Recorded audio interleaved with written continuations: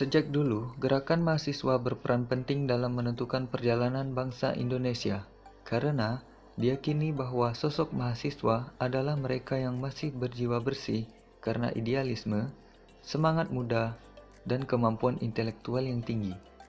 Dari pandangan ini, kemudian mahasiswa dianggap sebagai agen perubahan pada suatu masyarakat atau bangsa. Keterlibatan mahasiswa dalam upaya pemberantasan korupsi tentu tidak pada upaya penindakan yang merupakan kewenangan institusi penegak hukum.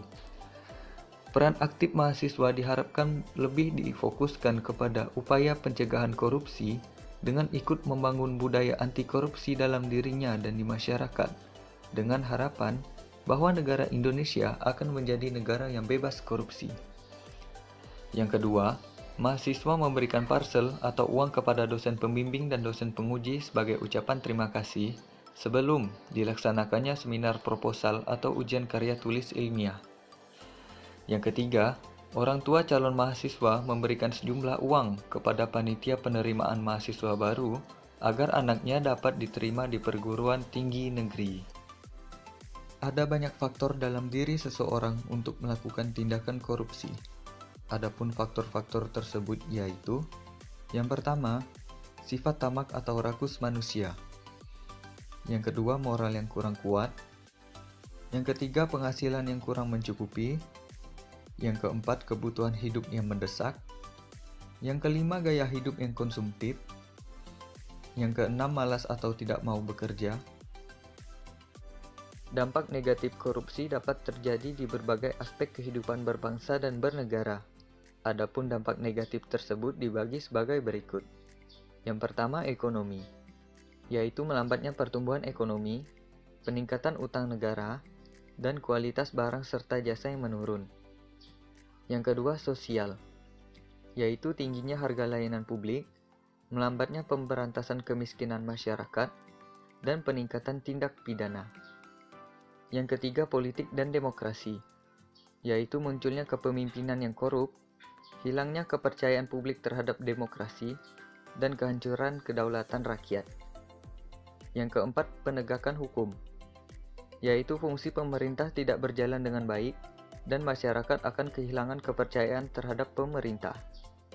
Yang kelima, pertahanan dan keamanan, yaitu melemahnya persenjataan dan sumber daya manusia, lemahnya garis negara, dan kekerasan yang lebih kuat di masyarakat.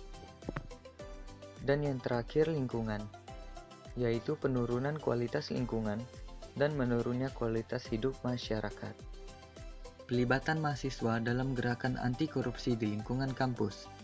Yang pertama, menciptakan lingkungan kampus yang bebas korupsi. Seseorang melakukan korupsi jika ada niat dan kesempatan.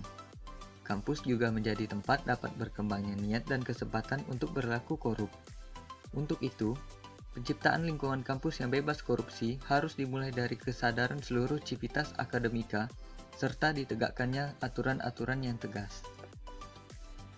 Yang kedua, memberikan pendidikan kepada masyarakat tentang bahaya melakukan korupsi.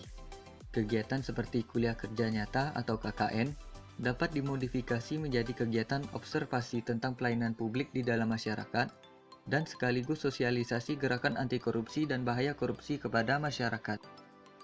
Dan yang terakhir, menjadi alat pengontrol terhadap kebijakan pemerintah. Mahasiswa selain sebagai agen perubahan juga bertindak sebagai agen pengontrol dalam pemerintahan.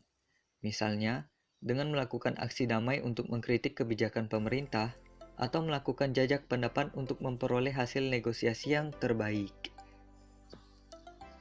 Nah, kita sudah sama-sama tahu kan tentang apa itu korupsi, faktor-faktor yang menjadikan seseorang melakukan korupsi, dampak negatif korupsi, dan bagaimana pelibatan mahasiswa dalam gerakan anti korupsi di lingkungan kampus. Untuk itu, marilah kita secara bersama-sama melawan korupsi demi tercapainya negara Indonesia yang lebih maju.